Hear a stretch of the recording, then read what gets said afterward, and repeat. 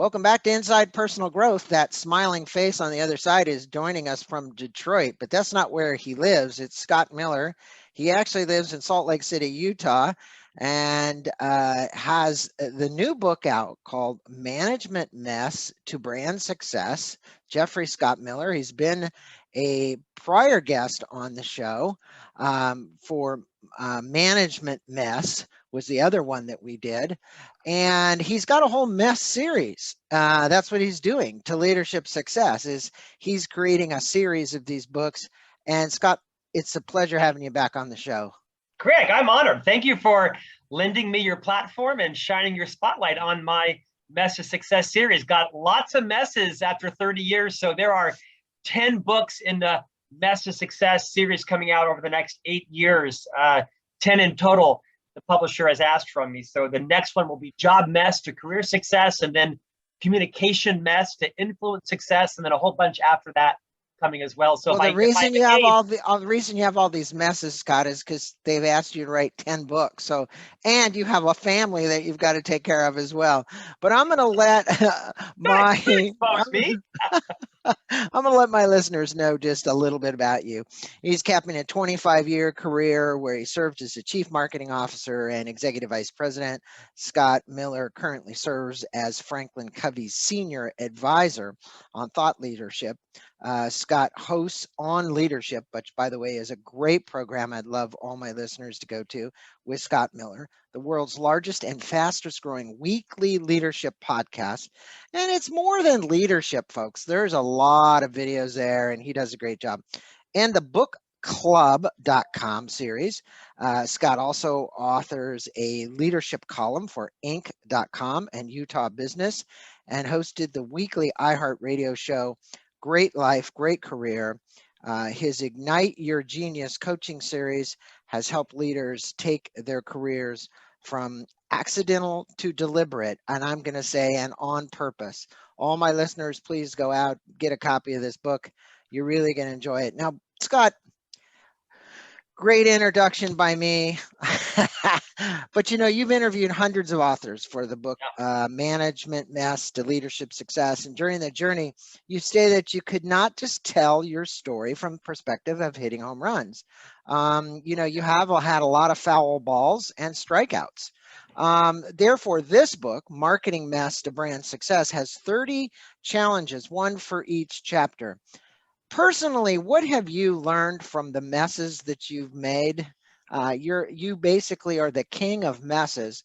So you understand that not everything goes well. I like what Jennifer said yesterday on the interview you did with her. She said, Jack Welch said, as a hiring manager, you can only get it 80% of the time correct. You're not always going to get it correct. And that kind of stuck with me because you know what? If you do it 80% of the time, you're doing pretty good. So tell us about what you've learned, what my listeners would love to know about the adverse side of things. Well, I think one of the reasons why I'm writing the Mess to Success series generally is because I think vulnerability is a leadership competency. I think vulnerability is a parenting competency. It's a spousal partner competency. That, Brené Brown, of course, has kind of burst on the scene in the last decade talking about the power of vulnerability. And I think, as a leader, as a marketer, as a sales leader, as a whatever role you're playing in life, professionally or personally, the ability to show perhaps an unnatural level of humility, to talk about your messes and your challenges. And I share openly that I'm a stutterer. I have a very pronounced stutter. I've worked 40 years with a speech pathologist and speech scientist to help me push through that, braces, headgear, retainers. And so I've got lots of challenges. Stuttering is just one of them. And I think the more that you own your mess, you make it safe for others to own theirs. Because people want to work for people who are relatable. Gone is that sort of broad chasm, that valley between you and your leader, you and your boss. People want to be able to relate to their leaders. And so I think teaching through your own messes, not gratuitously, not confessing every sin you've ever had, right? I mean, gotta have some decorum about you. But when you sit your team down, kids down, you talk genuinely about the mistakes that you've made and what decisions you made that resulted in those mistakes and how you teach through them, I think is a powerful impact. And so I'm going to spend that second half of my career teaching through my messes, not my successes. Well, it's a very refreshing too to hear it.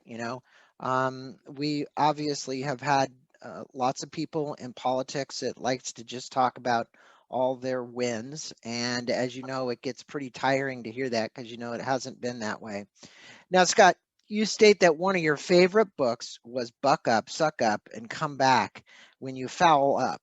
Um, can you speak about the 1992 election of Bill Clinton and why Bush lost and correlate this to marketing messes? You are the first podcast host that has asked me this question, and I love it. I love it. Thank you. Well, it's one of your favorite books. I actually read these books. That's the difference. I can tell. You're one of the few.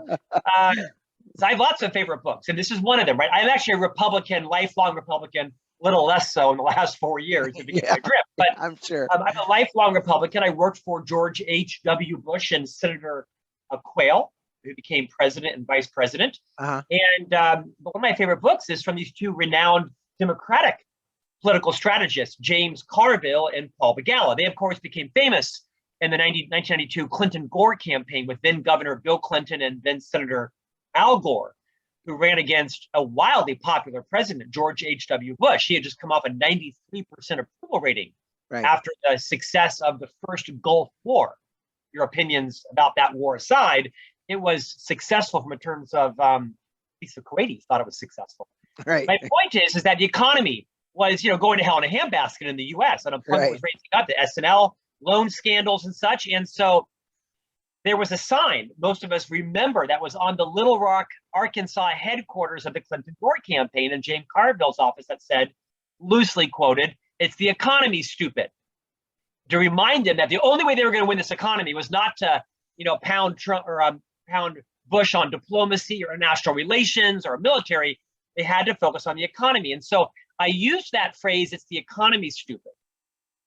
And I translated that into the first challenge of the book, which is in this card deck I have. It's called The Customer Stupid. Because I think inside organizations, we face the same challenge, which is we get so fixated, Greg, on our mission, our purpose, our EBITDA, our supply chain, our second quarter profits, our stock price, that we lose track of what our customer needs. What is their circumstance? What are they challenged with?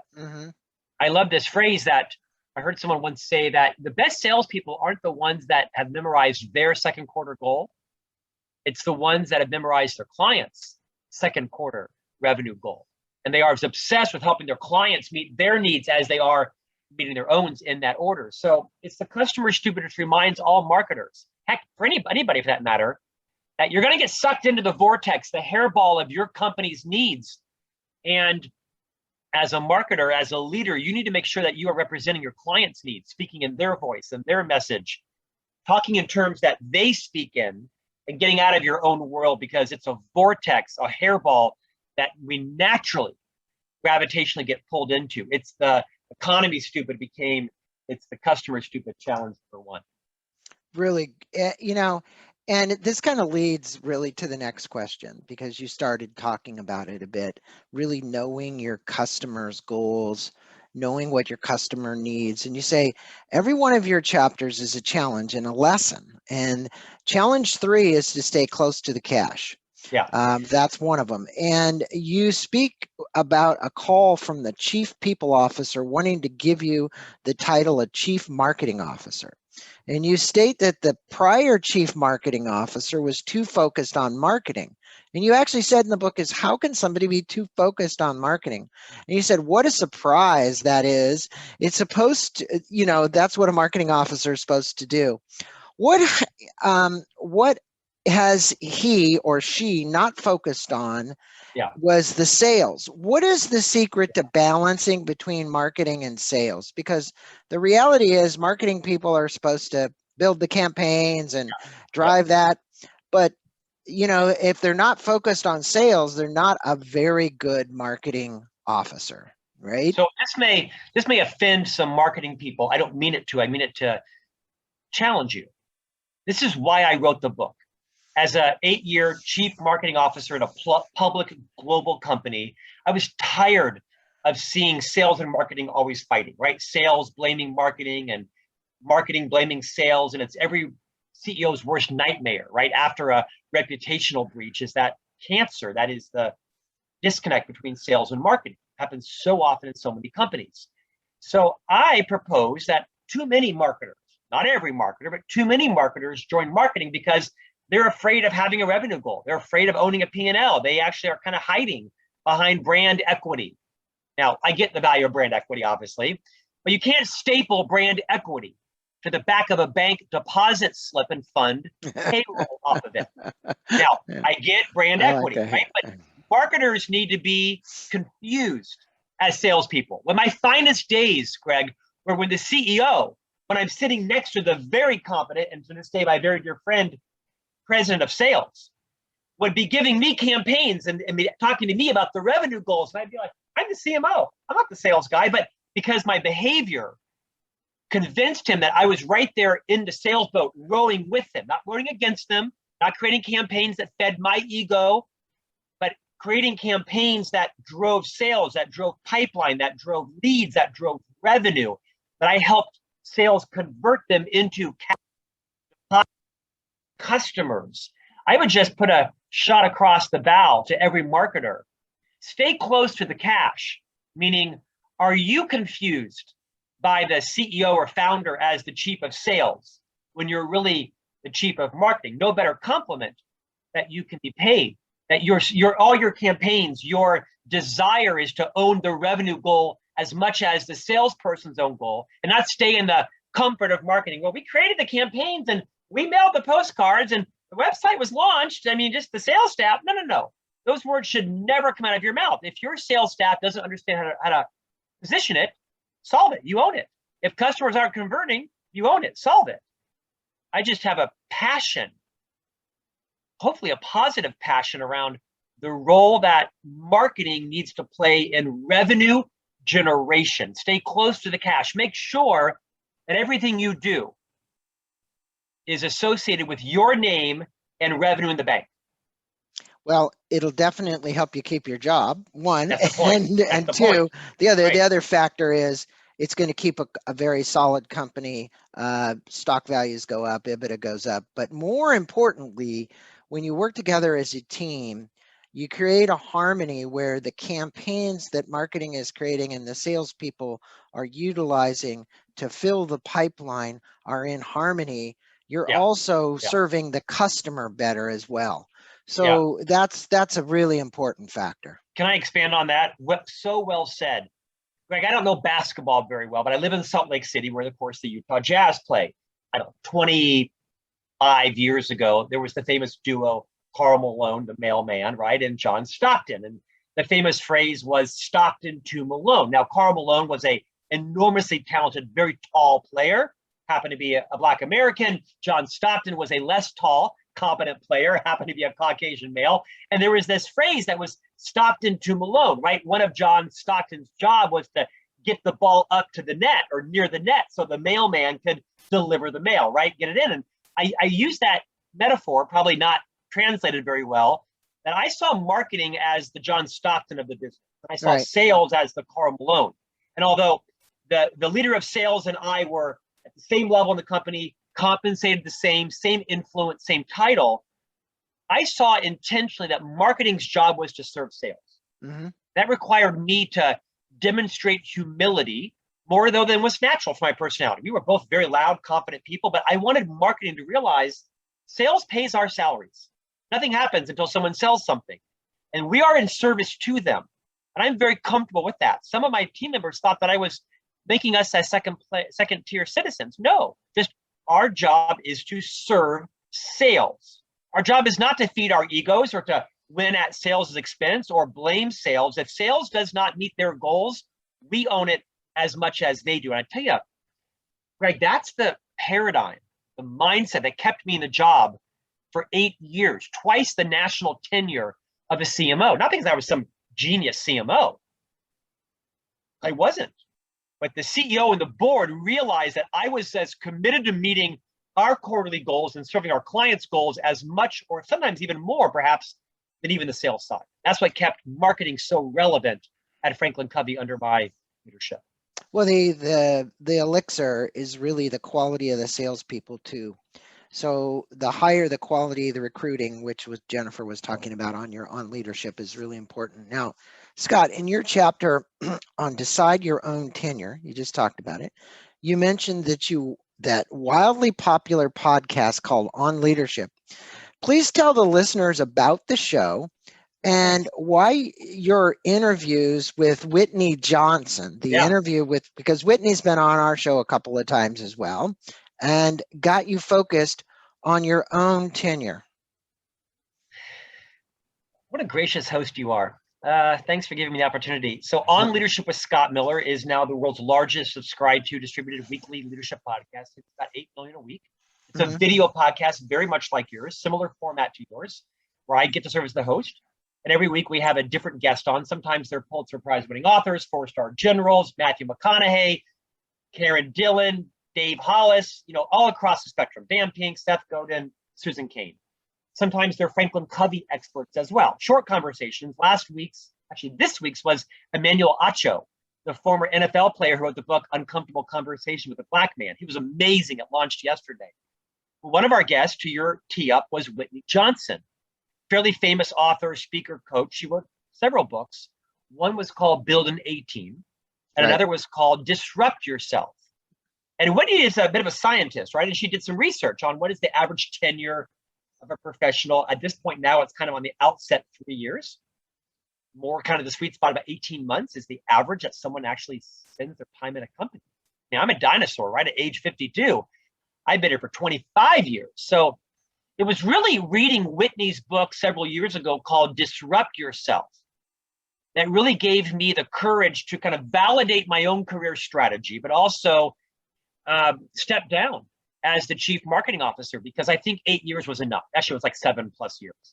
It was time to bring someone else in, new that had, SaaS experience. The CEO asked me to stay 3 times. The board wanted me to stay. It was time for me to move myself out of the role for lots of reasons, right? Because you get complacent, you become a bit of a know-it-all, a bit of a genius versus the genius maker of others, to quote my friend Liz Wiseman, who wrote the book Multipliers. I think it's the best leadership book ever written, Multipliers by Liz Wiseman. And so one of my career strategies, Greg, has always been to disrupt myself before I was going to be disrupted, right? Act or be acted upon. It was Jennifer Colosimo, one of our company presidents who you referenced, that said something once that horrified me, disgusted me, but it was absolutely true. And she said, and let your guests or your listeners listen to this carefully. This is great career advice. You're never in the room when your career is decided for you. That horrified me. But I think it is so true for so many of our careers, right? As the C-suite or whoever it is thinking about it's time to move us over or move us out or move us up, but instead take control of your career. So I'm a pretty bold person. I like to disrupt myself, move myself outside of a comfort zone. I'm a pretty courageous person. Not with sharks, not with snakes, not with alligators, but most other things, I'm a pretty courageous person. So Whitney's advice is to be very clear on when you're becoming complacent, when you're becoming too comfortable. Because what happens is you don't recognize it, but other people see it. And so you should really internally be courageous enough to recognize when should you disrupt yourself before someone else does it to you or for you. Act or be acted upon. And I write in the chapter about this was one of the motivating forces for me to step aside from being the CMO and do something else so that someone else could come in. So I kept my own brand intact. I left on a high, and too many people, I think, leave on a low because they hit their high and they're comfortable, they're safe, and they kind of glided in. Not because they have a poor work ethic, they just don't realize that the high passed, and now it's time to let someone else shine and move on to a greater contribution. So the challenge is called decide your own tenure. And I love this phrase, have a plan or be prepared to become part of someone else's. I don't want to be a part of someone else's plan. I want to be have your own plan of my own plan. I like that. Well, it's an entrepreneur or intrapreneur, when you work inside of big companies, you want to keep that entrepreneur kind of mentality. If you're not an entrepreneur and you didn't start the business because Franklin Covey wasn't your business, Right. it's a different story. I come from a completely different past. I've been an entrepreneur all my life with many businesses that I've started and either got rid of or sold or whatever. So I understand that mindset because, you have to make decisions about how we're growing the company to serve our customers and also to serve the teams of people that are helping the company grow the best. In your chapter, you mentioned Liz Weitzman on lots of stuff won't work. You mentioned Liz's book, Multipliers, How the Best Leaders Make Everyone Smarter, was the book that has the most impact on your leadership style, you said. Also, can you comment on making time for thinking and actually putting it in the calendar? And I think this is important because, so many people are running so fast today just to try and keep up that it's insidious. And there's two elements of it. One is because the desires to have more stuff require them to get more money. Their ego is saying they're not enough, and they're not spending time thinking, as you said, and planning. And I really think this is an important element for anybody in personal growth, sales, marketing, it doesn't matter. Just like you did, you stopped and took a note of what Whitney Johnson was saying. You were thinking, you're saying, I'm going to create my own plan. I'm not going to let somebody else make my plan for me. Tell me how important that's been to you and how you put that in your calendar personally. Well, this may sound like a cliche, but I was sitting once in the CEO's office at Franklin Covey, an enormously competent, trustworthy gentleman who I'm very dear friends with. We argue like fathers and sons, right? But I love him and he loves me. That's why I stay at Franklin Covey, because people don't quit leaders who love them. I've been there for 25 years. He said to me something that was life-changing. He said, Scott, thinking is a legitimate business activity. I never heard that kind of put in that phrase before. And he was coaching me. He wasn't shaming me. He was just inspiring me to be, to take time to not always be in production mode. I get validation out of shipping, right? As a metaphor, and literally, I like to mail and send and click and ship. I like to see the results, but I often am admired in tactics because I get validation out of tactics where I need to be more strategic. I think your ability to be more strategic comes from slowing down, being thoughtful, being contemplative, focus on, am I asking the right questions versus am I rushing to solution? I love to go to solution mode. And so I do schedule this into my schedule. Thinking is a legitimate business activity. Sitting down in your office with your feet up on your desk while people are running by, and just sitting there thinking about your priorities. What is my greatest value? What is the most pressing problem? Am I framing it the right way? Am I asking the right questions? Do I have the right people aligned to the right task and talent? Am I in the right role? Are we focused on the right things? Have I set the clear priorities? I'll come back to this. Am I asking the right questions? Mm-hmm. And so it was this quote from our chairman, thinking as a legitimate business activity, that forced me into moving less from tactics and less from solution and more into thinking and strategy, and not being so focused on judging myself by my outputs, right?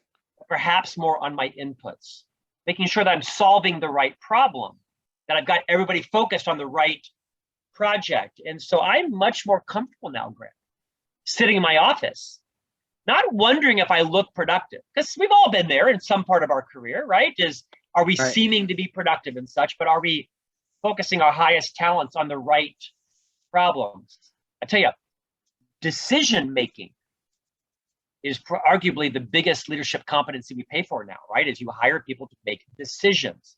Do this or do that, ask this or ask that, marshal this, starve that, feed this, starve that. So I do, if not daily, several times a week, I will put time on my calendar with my team, and we'll just talk about our priorities. I love that it was Oprah.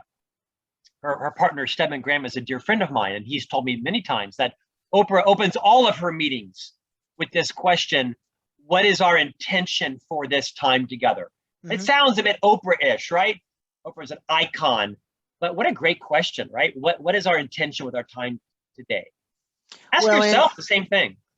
Yeah, I think it's a great way to open every meeting is the intention, because you have so many meetings, right? And I think it's important to give you take heed of what's going on. The other thing is, I think some of the important decisions made are cultivated by the silence that you can create during thinking and accessing your intuition.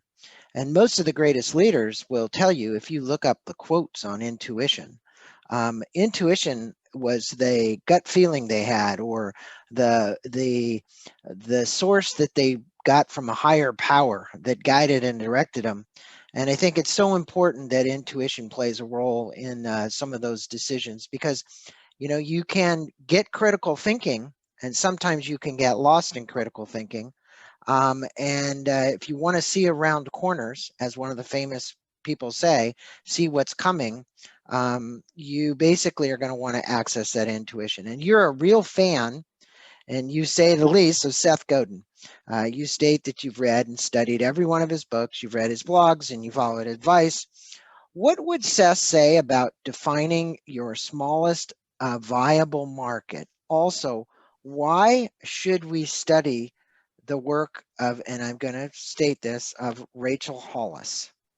So, Rachel sold millions of books. I didn't know who she was until you mentioned her in here in your book. And so I think there's two parts to this question. One is about Seth, and the other one's about Rachel. Why should we study them? I'll try to do this as short as possible. Okay. If you don't know who Seth Godin is, you need to stop, press pause on this, and go sign up for Seth Godin's daily blog. It's absolutely profound. I call him the Sethoscope, because his profoundness is like he has a stethoscope on your office meeting door, right? A huge fan of Seth. He's an iconoclast. He sent me a scathing email yesterday about something I was doing that he was not happy with. And I love it when he spanks me, because he's so wise and deliberate. Seth, in his book, This Is Marketing, I think it's the best book ever written on marketing. His book is called This Is Marketing. Although I'd love to have you buy my book, make sure you buy Seth's book, This Is Marketing. One of his chapters is called The Smallest Viable Market. It's counterintuitive. Most of us think about the largest viable market on your SBA loan application, right? Or on your VC funding. You're talking about all the customers that you're going to get, right? It's counterintuitive. Instead, Seth would say, don't try to boil the ocean.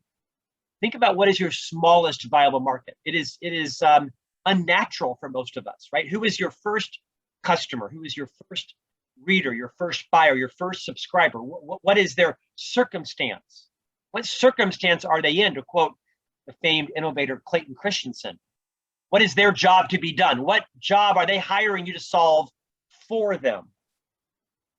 So Seth Godin taught me this counterintuitive thinking around, who's my book for? My book is not for everyone, right? It probably is for the mid-level marketing manager who's trying to build a career. Yes, an entrepreneur can host it. Yes, a sales leader might buy it for people. My main book is focused on people building a marketing career inside a company. Smallest viable market. Pivot to Rachel Hollis. I'm a big fan and loyal friend to Rachel Hollis. She's had a rough year politically, socially, culturally, made some missteps. Her marriage ended, her business kind of imploded, but she'll be back. Rachel Hollis wrote several very famous books called Girl, Wash Your Face and Girl, Stop Apologizing. In 2019, she sold more books in America than anyone other than former First Lady Michelle Obama. She was making $150,000 a day in her speeches on Good Morning America all over the world. Developed a huge training leadership company with all kinds of coaching products. My point is that Rachel Hollis wrote 6 books before you ever heard of her. You never heard of Smart Girl. You never heard of Party Girl. But a lot of people have heard of Girl, Wash Your Face and Girl, Stop Apologizing. And the point is that there are no shortcuts, right, to success. There's no such thing as overnight success. Good point. There is overnight fame. Ask Lorena Bobbitt. But there's no such thing as overnight success. And what Rachel did geniusly was she was in communion with her customer. She called her customer her.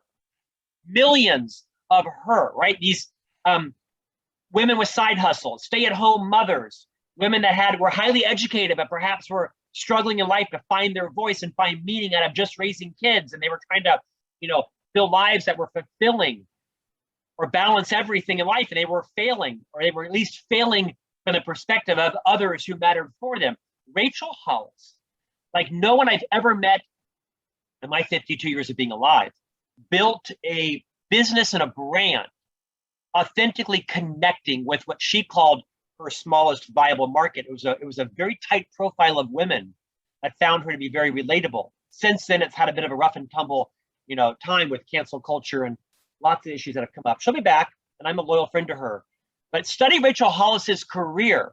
I'm not her profile, right? I'm not her customer. Right. You're not her customer. She's very clear on who is and who is not her customer, and she's crushed it.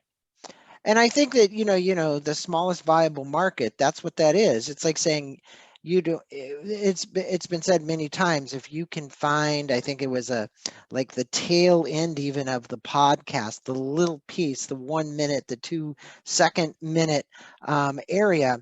And if it was about a certain topic that there were enough people interested in, that's your smallest viable market, There you go. right? Well said. So well said. Scott, you have 30 challenges, and we're going to sum up the interview. I didn't get to ask all my questions, but I know you're pressed for time and you got to go get a shower and get on stage. You have 30 challenges to transform organizations, brands, and your own, you say, meaning us personally, if we're a brand. What advice would you leave our audience with about the best approach and tactics for organizational and personal brand success? This is why your podcast is so excellent, because your questions are so deliberate, and you read the book. Thank you for respecting me and taking the time No to problem. read it, Craig. This is not a profound insight, but everybody has a brand, right? Andre Agassi and Rafael Nadal and TD Jakes. Everyone's got a brand, including you, including all your customers, all your listeners, all your viewers. Your brand is just merely your reputation. And your reputation is merely, in my opinion, the collection of all of your decisions in life. Commitments you make and keep, commitments you make but don't keep. Promises delivered. Are you trustworthy? I'll give a speech to audiences frequently, 7,000 people, 10,000 people. I say, raise your hand if you're trustworthy. Every hand goes up. I say, nope, put your hand down. Who decides if you're trustworthy? It's the other person, right? Have you built a trusted brand? Have you behaved yourself into a reputation of being trusted by others? That's all brand is, right? Brand is the outcome of great marketing, of great sales, of delivering on promises made, promises kept. And so I think too few people think about how to deliberately craft their own brand. Now, not all of us are famous stars, me first among them. But everyone's got a brand. Tom Cruise has a brand. Oprah has a brand. Greg has a brand. But all of us can deliberately create it. Are you the person who's always punctual? Are you the most curious in the room? Are you the most deliberate about your answer? Are you E.F. Hutton? Are you always the person who sends the thank you note? You have the best manners. Are you the most well-read? Whatever it is, right? I mean, I don't mean it to be tactical or personality-based, but you can build a deliberate brand by continued repetitive actions that add value, that people learn to trust, that where your brand is that if Scott says it, Scott will do it. Scott is predictable. I think there's a beautiful balance between being curious. Probably one word, Scott, sums it up. It's your character. And it is your character, well, and we don't even have to say leadership character. I just had Jim Moore on here talking about his new book, building character. It's your morals, it's your ethics, it's how you behave, it's your character. And I'll go back to that, because no matter how big you are or small you are, if you're the smallest guy here in Encinitas making skateboards, or the largest corporation making Vans tennis shoes, the guy just died who started Vans, founder right? just died. Yeah, I saw that. Right. So the point is the reputation and that brand is built on consistency, and it's built on the ethics, and it's built on the morals of the people running the company, and that really makes it. And you are somebody who exemplifies that, my friend, and that's why you are a success. No matter how big you say you are, you're not Oprah. For my listeners, I want them to go out and get Marketing Mess to Brand Success. Check out Scott's show on leadership. Check out his podcast and his coaching program. We'll put links to all that when the links aren't broken. But there'll be links. There'll be links. Anyway. You know what? That's friendship. That's friendship. And our pre-consult off the air, Greg told me that my website was down, scottjeffreymiller.com. I tried to blame it on the crush of all of Asia coming to my site last night. He didn't buy it. So hopefully it'll be back up by the time. I'm sure Drew will get it back up. But I will let you get to your shower. And just out of curiosity, who are you speaking with here in Detroit? So I'm in Detroit today. I'm speaking to a big purpose conference. There's a conference that's a collection of human resource professionals, CEOs, chief talent officers who are all helping their employees identify and connect their personal purposes to the organization's purpose. So I'm speaking about leadership on day 2 of what's called the Purpose Summit up here in Detroit. Headed back home tonight, and then I'm somewhere on Friday. I forgot what city I'm in. I don't know yet. I gotta figure Congratulations, Scott. Thanks for squeezing it in for Inside Personal Growth. Blessings to you and to Drew. Safe travels. Again, yes, I have the uncorrected proof, so that means Scott's going to send me the real book because I request it.